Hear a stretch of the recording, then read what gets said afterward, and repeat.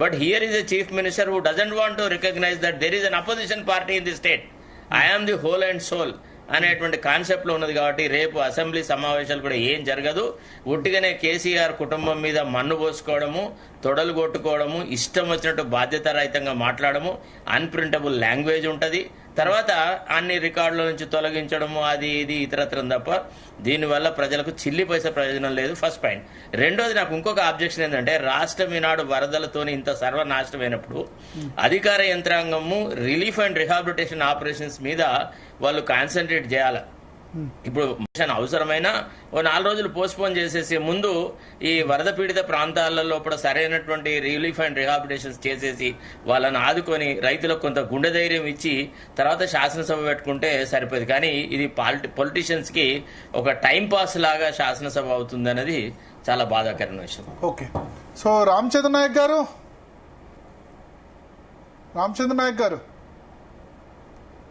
ఉన్నారా? రామచంద్ర నాయక్ గారు వెళ్ళారు, ఆయన లేరు. ఆయన వినబడుతుందా రామచంద్ర నాయక్ గారు? లేదు, మంత్రి పదవి వచ్చిన దగ్గర రాడొచ్చు మళ్ళా. శరత్ అని అన్నారు కదా, లేదంటే వీడియో ఆఫ్ చేసుకున్నారు, బహుశా జాయిన్ అవుతారేమో. ప్రకాష్ గారు ఒకటి, ఇప్పుడు అసెంబ్లీ మీరు అంటారు మరొక ఇన్వెస్టిగేషన్ కు ఇది దారి తీస్తుందని. సో ఆ ఇన్వెస్టిగేషన్ కు దారి తీసేది ఎక్కడి వరకు వెళ్తుంది? రాకేష్ రెడ్డి గారు ఏమంటారంటే ఈ పాటికి అరెస్టులు జరగాలి అంటారు. జరగకపోతే ఇవ్వాలి. నేను అరెస్ట్ ఒకటి భరత్ గారు, మీరు నా సందేశాన్ని వక్రీకరిస్తున్నారు. నేను ఏమన్నానంటే, గౌరవనీయ ముఖ్యమంత్రి గారు 3 రోజుల ముందు, ఇంకా ఆయన చీఫ్ ఆఫ్ ది స్టేట్ కాబట్టి గంగలో కలిసిపోయి ₹1,00,000 దాన్ని వదిలిపెట్టండి అంటున్నాడు. వదిలిపెట్టాలన్నప్పుడు చర్చలు ఎందుకు? తెలంగాణ ప్రజలని డైవర్షన్ చేయడానికి, తెలంగాణ అమాయక ప్రజల మీద, వాళ్ళ అమాయకత్వం మీద ఆడుకోవడానికి, శాసనసభ్యులలో ఒక ఆట ఆడడానికి, ఇప్పుడు మిత్రుడు శరత్ గారు కావచ్చు, అన్న ప్రకాష్ అన్న కావచ్చు, వాళ్ళు చెప్పింది తెలంగాణ ప్రజల అమాయకత్వం ఆడుకోవడానికి ఇప్పుడు శాసనసభ ఎందుకు? ఇప్పుడు క్లియర్ గా చెప్పారు. ఇప్పుడు శరత్ అన్న ఏం చెప్పాడు? కేసీఆర్ కుటుంబం తిట్టడానికి దట్ ఇస్ లాంగ్వేజ్ అంటే నేను అన్నది క్లీన్ చిట్ అని చెప్పి అది లోపల నేను అన్న ఉద్దేశం ఏదో నాకు కేసీఆర్ కుటుంబం మీద వ్యక్తిగతంగా ఏం లేదు. ఇప్పుడు మీరే అంటారు కేసీఆర్ కుటుంబం వల్ల గౌరవనీయ ముఖ్యమంత్రి ఏమంటున్నాడు, ₹1,00,000 గంగలు పోయినాయి అన్నాడు. ₹1,00,000 గంగలు పోయినప్పుడు లోపల లేదు పోలేదు. ఇప్పుడు ప్రకాష్ అన్నట్లు ఇప్పుడు నా సిద్ధం. నేను ఇంకోటి కూడా చెప్తున్నా, ఇప్పుడు మీరు నిజంగానే నేనేమంటున్నా, ఇప్పుడు ప్రాజెక్ట్ ఖర్చు ఇప్పటి వరకు పెట్టింది 94,000 కోట్లు. నాకు ఐడియా ఉంది. సరే, 1,00,000 కోట్లు, 94,000 కోట్లు. నేనేమంటున్నాను, అయితే రెండు ఏదైనా క్లియర్ చేయండి, ఆర్డర్ క్లోజ్ చేయండి. ఇప్పుడు ప్రాబ్లం వచ్చింది లింక్ 1 లోనే. మొత్తం ప్రాజెక్ట్ మనం తప్పట్లేదు కదా. లింక్ 1 లో మేడిగడ్డ అనారస్ సుండిలో ప్రాబ్లం వచ్చింది. అంటే Gayatri pump house, Nandi pump house, Mallanna Sagar ఇవన్నీ కూడా రీడిజైన్ లో బాగా అవన్నీ బాగానే ఉన్నాయి కదా. నో భరత్ గారు అవన్నీ తప్పంటలేమండి. దయచేసి దీంట్లో మళ్ళీ ప్రతిసారి రాజకీయ ₹1,00,000 కోట్లు చాలా మంది అంటుంటే, ₹1,00,000 కోట్లలో ఇప్పుడు ₹1,00,000 కోట్లు చాలా నిజంగా 94,000 కోట్లు చాలా వచ్చాయి. Gayatri pump house, Nandi pump house, మన ఏమంటారు మల్లన్న సాగరు, ఆ తర్వాత కొండపోచమ్మ సాగర్, ఇవన్నీ రిజర్వాయర్స్ కట్టారు. నేనేమంటున్నాను, ఆఖరి చివరికి దాన్ని ప్రజలకు ఉపయోగపడేలా చేయండి. ఓకే, ఇంకొక ఏమైనా పోనీ అమౌంట్ మెయింటెనెన్స్ అనేది చేయండి, దాన్ని సరిదిద్దండి. జరిగితే మొత్తానికి నేనేమంటున్నానంటే, ఇదంతా రాజకీయ క్రీడలో భాగమైందండి. కట్టారేదో కట్టారు, ఓకే, దాంట్లో నాణ్యమైన కట్టడం లేదు, అవినీతి ఎక్కువ జరిగిందని జగమెరిగిన సత్యం. ఈరోజు నేను సమర్థించకుండా ప్రతిపక్షంలో ఉన్న దేవుడు అనేవాడు ఉన్నాడు పైన, అది దేవుడు శిక్షిస్తాడు. ఒక్క నిమిషం, రామచంద్ర నాయక్ గారు జాయిన్ అయ్యారు ఫోన్ లైన్ లో. రాకేష్ గారు, రామచంద్ర నాయక్ గారు, ఇప్పుడు ప్రాజెక్ట్ లో కాళేశ్వరం ప్రాజెక్ట్ లో ప్రాబ్లం ఏర్పడ్డది ఓన్లీ లింక్ 1 లో. ఆ లింక్ 1 లో కూడా మేడిగడ్డ దగ్గర ప్రాబ్లం ఏర్పడ్డది. మీరు ₹1,00,000 కోట్లు అంటే ఖర్చు అయింది 94,000 కోట్లు. ఆ 94,000 కోట్లు గాయత్రి పంప్ హౌస్ బాగానే పనిచేస్తుంది, నంది పంప్ హౌస్ బాగానే పనిచేస్తుంది, మల్లన్ సాగర్ 50 TMC రిజర్వాయర్ కట్టారు, కొండపోచమ్మ సాగర్ కట్టారు, తర్వాత చాలా రిజర్వాయర్స్. ఇప్పుడు బీఆర్ఎస్ చెప్తుంది కదా, కాళేశ్వరం ప్రాజెక్ట్ అంటే ఒకటి కాదు 3 బ్యారేజీలు, 15 రిజర్వాయర్లు ఇట్లా చెప్తున్నారు కదా. అవి చాలా కన్స్ట్రక్ట్ చేశారు, చాలా ఖర్చు చేశారు. దానిలో ఒక లింక్ 1 ప్రాబ్లం పెట్టుకుని మొత్తం ప్రాజెక్టు ఫెయిల్ అంటే ఎట్లా? ముందుగా జీ తెలుగు ప్రేక్షకులకు, అదేవిధంగా పార్టిసిపెంట్స్ పెద్దలు ప్రకాష్ గారికి, అదేవిధంగా రాకేష్ రెడ్డి గారికి, శరత్ గారికి నమస్కారం. ముఖ్యంగా తెలంగాణ రాష్ట్రంలో మన తెలంగాణ ప్రత్యేక రాష్ట్ర పోరాటం జరిగింది, నీళ్లు నిధులు నియామకాలు. అందులో ఏ ఒక్క దాన్ని కూడా సద్వినియోగం చేసుకోలేకపోయింది గత ప్రభుత్వం 10 సంవత్సరాల్లో. అదే విధంగా ఇప్పుడు పీసీ ఘోష్ చర్చ యాక్చువల్లీ చర్చ ఎటో తిరుగుతా ఉంది. నేను 15 నిమిషాల నుంచి వింటా ఉన్నా.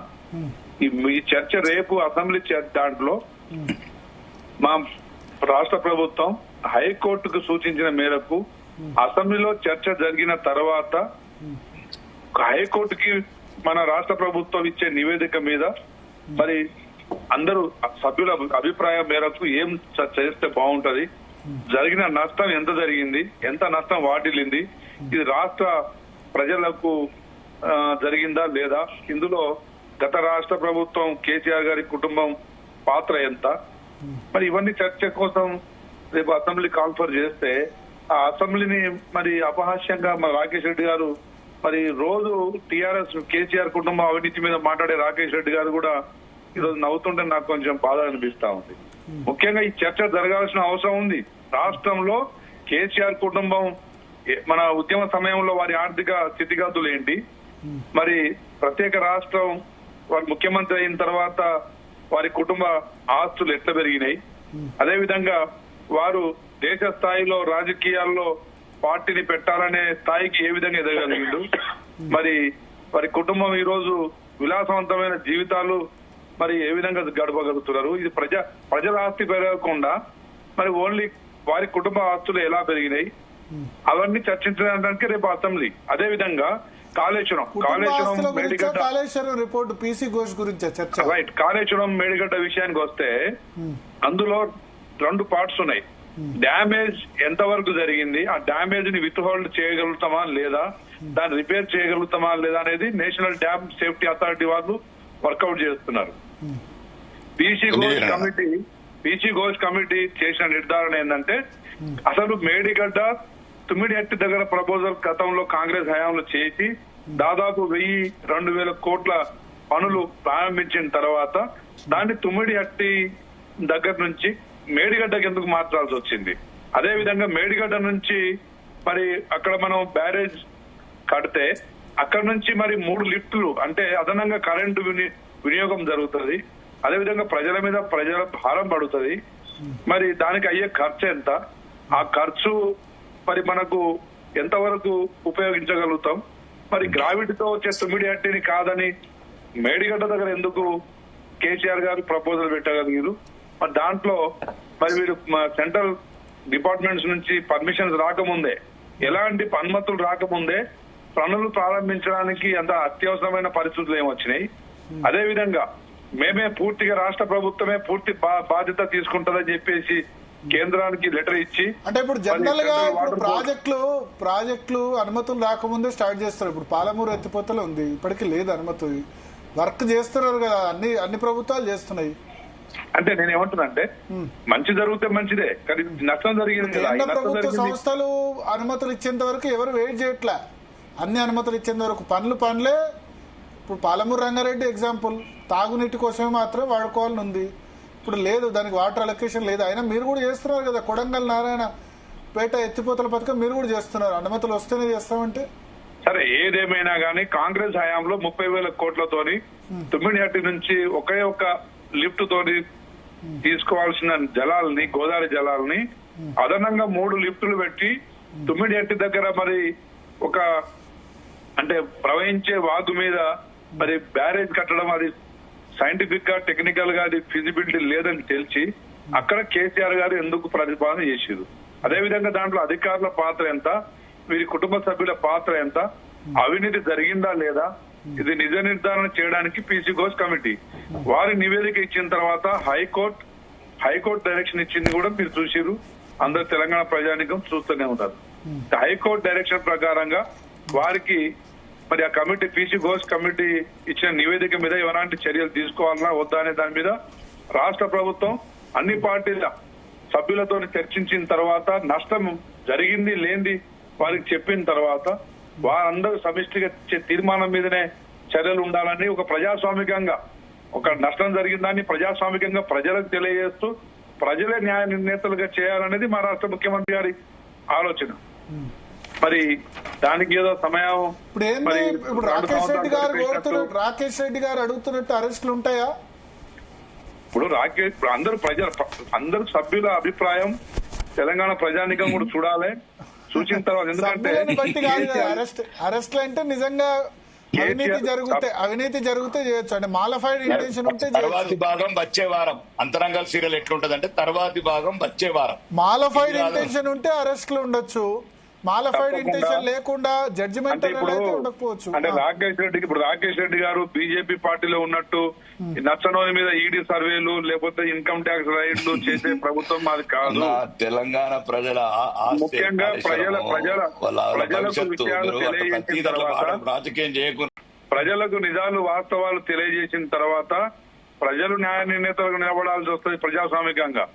దాంట్లో మేము మరి కక్ష సాధింపు చర్యలు లేకుండా గతంలో కేసీఆర్ గారు కూడా డ్రోన్ ఎవరో రిపోర్టర్ మీడియా మిత్రులు ఎవరో డ్రోన్ పైకి ఇసురు అని చెప్పేసి వారి ప్రైవసీకి అది అడ్డం అని చెప్పేసి ఆ సెక్షన్లు అన్ని అనవసరమైన సెక్షన్లు వేసి రాత్రి రేవంత్ రెడ్డి గారిని పీసీసీగా ఉన్నప్పుడు బంధించినట్టు మేము చేయం. మోడీ గారు నచ్చని రాష్ట్ర ప్రభుత్వాన్ని కక్ష సాధింపు చర్యలో ఈడీలు ఈ ఐటీలు పంపించినట్టు మేము చేయం. తప్పకుండా ప్రజాస్వామికంగా సభలో చర్చించిన తర్వాత మెజారిటీ అభిప్రాయం మేరకు తప్పకుండా వారు శిక్ష అర్హులైతే తప్పకుండా శిక్షిస్తాం. అందులో ఎలాంటి వెనుగడుగు చేసేది లేదు. అంటే మీకేమనిపిస్తుంది? దీనిలో తప్పు జరిగింది, అరెస్ట్ దాకా వెళ్ళొచ్చు అనిపిస్తుంది? పర్సనల్ మీ ఒపీనియన్ అడుగుతున్నా. తప్పకుండా దీంట్లో అవినీతి జరిగింది అనేది వాస్తవం. 30,000 కోట్లతో మొదలుపెట్టిన ప్రాజెక్టు 2 పెరిగిందంటే సరే పెరిగింది అనుకోవచ్చు.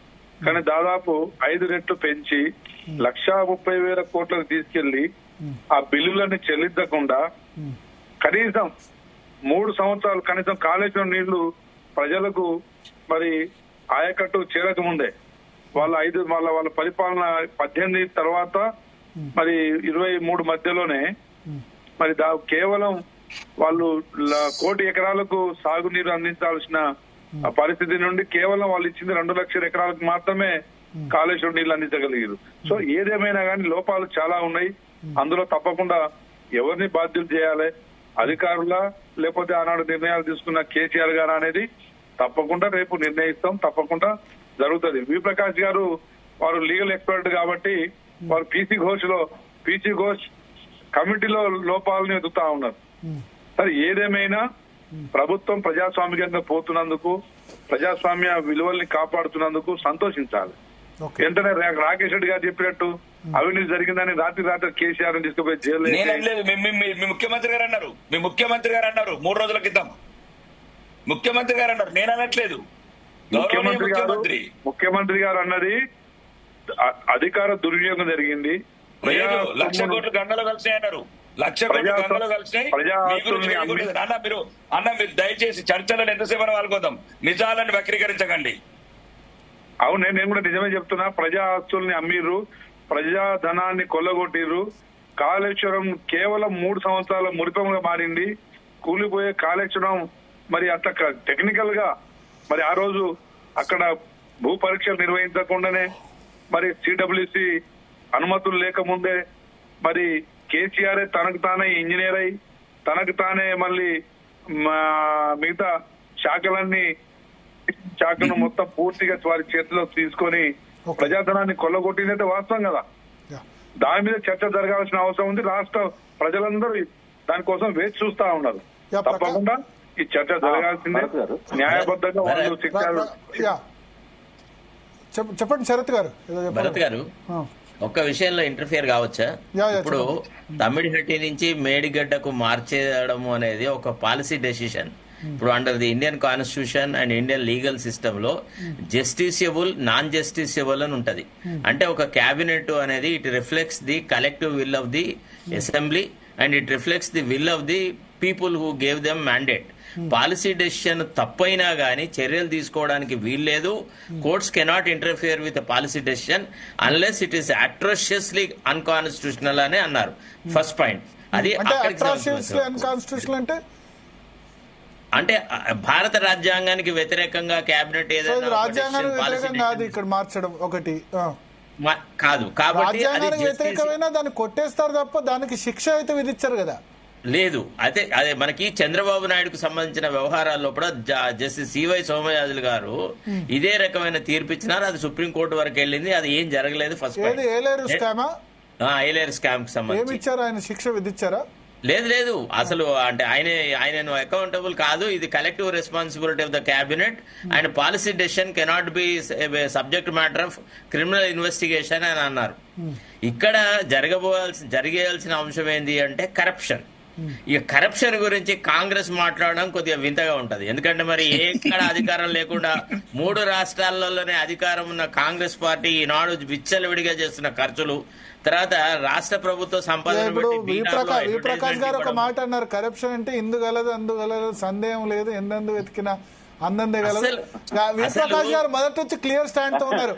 కాళేశ్వరం కరప్షన్ గురించి నేను కరప్షన్ గురించి వేరే విషయాలు మాట్లాడతాను, అంతేనా ప్రకాష్ గారు?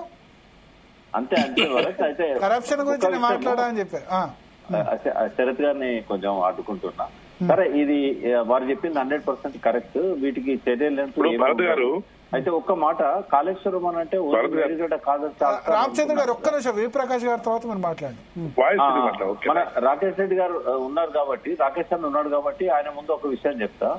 మేడిగడ్డకు సంబంధం లేకుండా మన శ్రీరామ్ సాగర్ 4 షోర్ నుంచి 5,90,000 ఎకరాలకు కాళేశ్వరంలో ఉన్న 18,75,000 కొత్త ఆయకట్లో 25,000 ఎకరాల కొత్త ఆయకట్లో 5,90,000 ఎకరాలు అసలు అక్కడి దిగువ గోదావరికి సంబంధం లేకుండానే శ్రీరామ్ సాగర్ నుంచే ఉంది అలైన్మెంట్. మీ నిర్మల్ కూడా దాదాపు 1,00,000 ఎకరాలు ఉంది. అట్లాగే కామారెడ్డికి ఉన్నది 2,34,000 ఎకరాల దాకా కామారెడ్డికి ఉన్నది. పక్కనే ఉన్న ఇతర జిల్లాలకు కూడా నిజామాబాద్ కూడా దాదాపు పెద్ద మొత్తం 2,00,000 ఎకరాలు నిజామాబాద్ ఉన్నది. అట్లాగే నేను చెప్పేది ఒకటి, మేడిగడ్డకు సంబంధం లేదు. ఇది ఈ 5,90,000 ఎకరాలు ఓన్లీ శ్రీరామ్ సాగర్ 4 షోర్ అంటే అక్కడి నుంచి ఎత్తిపోసే నీళ్లు కాదు అవి. ఓన్లీ శ్రీరామ్ సాగర్ నుంచి ఎత్తిపోసే నీళ్లు. అంటే కాళేశ్వరం అంటే ఈ 7 లింకులలో 7వ లింక్ ఏదైతే ఉన్నదో మీ నిజామాబాద్ ఆదిలాబాద్ సంబంధించిన పూర్వ జిల్లాలకు సంబంధించింది. ఇది అసలు మేడిగడ్డకు సంబంధమే లేదు ఇక్కడ. అంటే 1/3 ఆయకట్టు ఏదైతే ఉన్నదో కాళేశ్వరంలో అది మేడిగడ్డకు సంబంధం లేదు. అది ఓన్లీ శ్రీరామ్ సాగర్ నుంచి మనకు రకరకాల 7వ లింక్ లో అనేక ప్యాకేజీలు ఉన్నాయి. 22 నుంచి 28 ప్యాకేజీలు దాకా ఉన్నాయి. అంటే మనము ఒకసారి సమగ్ర రూపాన్ని కనుక మనం తీసుకుంటే ఒక్క మేడిగడ్డ పియర్ కూలిపోగానే 1,00,000 కోట్లు పోయినాయి అంటే ఎట్లనే 93,000 కోట్లల్లో ఈ శ్రీరామ్ సాగర్ 4 షోర్ నుంచి 5,90,000 ఎకరాలకు ఏదైతే నీళ్లు ఇస్తున్నారో ఇదంతా కాళేశ్వరంలో ఒక పార్టీది పేరు కాళేశ్వరం. ప్రకాష్ అన్న ఇప్పుడు కొద్ది విధానంలో పెద్ద చర్చ అవుతుంది. ఈ శ్రీరామ్ సాగర్ రంగనాయక సాగర్ ఎందుకు కట్టిండ్రు మళ్ళీ అది పెద్ద సబ్జెక్ట్. అది ఇంకొక రకమైన నేనేమంటున్నానంటే కాళేశ్వరం ని మంచి చెడుల గురించి ఇప్పుడు దానివల్ల అంటే నేను అనేది ఒకటి, అవినీతి నాసిరకం కట్టడం చర్యలు తీసుకోవటం ముంగట ఏంటంటే ఒకవేళ మీరు బయట సైడు మొత్తం పోయింది ఆ కుటుంబం అవినీతి చేసినప్పుడు అరెస్ట్ అనేయండి, కాదు క్లీన్ చిట్ అనేయండి. ఈ రకంగా తెలంగాణ ప్రజలను మభ్య పెట్టుకుంటా అనేది ఒకటి. ఇంకొకటి అస్సలు ఒక లీగల్ పాయింట్ చెప్తున్నాను అన్న, శరత్ గారికి కూడా అడ్వకేట్ గారు కాబట్టి చెప్తున్నాను. కాళేశ్వరం అనే ఒక కార్పొరేషన్ ఏర్పాటు చేసి అప్పు తీసుకొచ్చారు. కాళేశ్వరం అనే కార్పొరేషన్ ని ఈ రోజు మీరు అప్పుడేమో ఉన్న డబ్బులంతా రాష్ట్ర ఆదాయము అప్పులు తీసుకొచ్చిన అన్ని ఒక మన ఇది కేటాయించారు. ఇప్పుడేమో అది మొత్తం అన్ని అప్పులు తీసుకొచ్చి మళ్ళీ డైవర్షన్ చేస్తున్నారు అంటే వడ్డీ కట్టదాన్ని. దీనికి ఒక ఫెయిల్యూర్ ప్రాజెక్టు ఈ రకంగా అవినీతి జరిగింది తప్పేయండి, కట్టడం అవుతే ఎన్పీ అవుతుంది. ఒక్కొక్క నిమిషం, ఎన్పీ అయితే అన్ని డిపార్ట్మెంట్లు వస్తాయి. ఎన్పీ అయినప్పుడు ఇంకా సూపర్ ఇన్వెస్టిగేషన్ ఉంటుంది. ఒక ఎన్పీ అయినప్పుడు ఎన్సీఎల్టీ కావచ్చు, ఇంకా వేరే అదర్ డిపార్ట్మెంట్స్ కావచ్చు, ఎవడెవరు రాజకీయ నాయకులు ఇన్వాల్వ్మెంట్ అయినారు, కాంట్రాక్టర్ ఇన్వాల్వ్ అయ్యారు, అధికారులు ఇన్వాల్వ్ అయ్యారు, అందరి తొక్కదిస్తారు ఒక ఎన్పిఐ చేస్తే. ఎందుకంటే కార్పొరేషన్ ద్వారా అప్పులు తెచ్చారు. ఆ రోజేమో అన్ని ఈ రకంగా చేశారు, రూటింగ్ చేశారు. ఇప్పుడేమో మళ్ళీ అన్ని డబ్బులు కలెక్ట్ చేసుకుంటా వడ్డీలు తీసుకుంటా మళ్ళీ వడ్డీ కడుతున్నారు. నేను అనేది ఏంటంటే ఈ రకంగానే చేయండి, ఈఎంఐ కట్టకండి, ఆటోమేటిక్ ఎన్పీ అయిపోతుంది. ఎన్పీ అయిపోతే ఆల్ గవర్నమెంట్ ఏజెన్సీస్ ఇన్వాల్వ్ అవుతాయి. ఇంట్లో ఎవరు ఇప్పుడు ఉదాహరణకు చాలా దాంట్లో అనిల్ అంబానీ కూడా ఇబ్బంది అవుతుంది. అది కొద్దిగా సర్ఫేస్ యాక్ట్ కావచ్చు, ఎన్సీఎల్టీ యాక్ట్ కావచ్చు, ఈ రకంగా చర్యలు తీసుకుంటారు. మీరు ఎట్లన్నా తీసుకోరు అనుకుందాం. ఈ రాజకీయం మీరు అన్నట్లు మీరే అంటున్నారు, శరత్ గారు అంటారు, మీరు అంటున్నారు దీంట్లో ఏముండదు సాగుతా ఉంటుందని అంటున్నారు. సాగకుంటే ఏం చేస్తారని నేను అంటున్నా. నేను మళ్ళీ నేను బయట చెప్పాలి, నేను కాంగ్రెస్ నేను ఇబ్బంది విమర్శించడానికి మాట్లాడలేదు. మీరు మాట్లాడే చర్చలలో మీరు గమనించండి. ఏం లేదు రాకేష్ భాయ్, మీరు అన్నా. అసెంబ్లీలో ఒక తీర్మానం చేయండి. ఎల్ఎన్టీ వాళ్ళ చేతిలో ఉండగానే కూలిపోయింది కాబట్టి ఎల్ఎన్టీ వాళ్ళు దీన్ని కట్టాలని ఒక తీర్మానం చేయండి. నాశరకమైంది అయితే ఇవాళ మనం మాట్లాడుకునే సమయానికి 80 టీఎంసీల నీళ్లు పోతున్నాయి. ఏది కూలిపోయిన మేడిగడ్డ మీకెళ్ళే. మరి ఏమైంది? నాశరకం అయితే ఇదివరకు గట్టిగా ఉన్నప్పుడు అంటే ఒక పేరు పలిగింది. మరి 3 ఏళ్ల నుంచి ఇప్పుడు 2 సంవత్సరాల నుంచి వర్షాకాలంలో 15 లక్షల క్యూసెక్కులు అంటే దగ్గర దగ్గర 100 టీఎంసీల నీళ్లు ప్రతిరోజు పోతాయి. కనీసం అది కుంగింది కూడా కోల్పోతలేదు కదా. ఇప్పుడు గేట్ లో ఒకటి సార్ ప్రకాష్ గారు ఒకటి ఇప్పుడు అదే చేస్తే అవుతుందా అది?